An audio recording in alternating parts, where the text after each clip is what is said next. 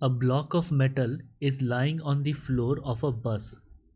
The maximum acceleration which can be given to the bus so that the block may remain at rest will be.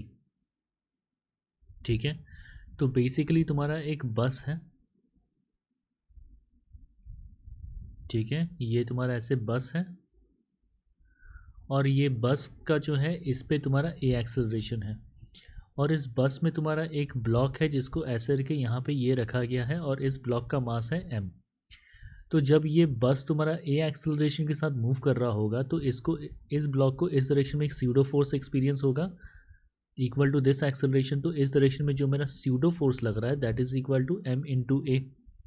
इस pseudo force को oppose करने के लिए इस direction में तुम्हारा आ जाएगा फ्रिक्शनल फोर्स, ठीक है, और इसका वेट जो है वो नीचे की तरफ एक्ट कर रहा है mg और ये ऊपर की तरफ में आ जाएगा, ये इसका नॉर्मल रिएक्शन फोर्स m जो है ये इसका मास है, ठीक है।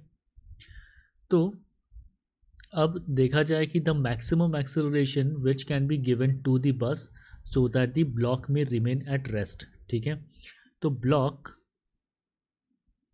Remains at rest for frictional force is equal to this pseudo force, क्योंकि ये body accelerated frame of reference में है तो this body will experience this pseudo force as per this frame of reference, ठीक है। तो फ्रिक्शनल फोर्स को जो है, ठीक है, दैट इज इक्वल टू लिख सकते हैं mu into N, that is equal to force जो स्यूडो फोर्स है that is equal to M into A. N is equal to, इस केस में वर्टिकल डायरेक्शन में तो कुछ हो नहीं रहा है तो N is equal to M G, तो तुम्हारा लिख सकते हैं that mu into M into G is equal to M into A. Mass और मास कैंसिल हुआ तो मैक्सिमम एक्सेलरेशन जो ये विथस्टैंड कर सकता है that is equal to mu into G, ठीक है। तो this is the correct answer for this given problem, ठीक है। तो इसका करेक्ट ऑप्शन हो गया option number A. Option number A is the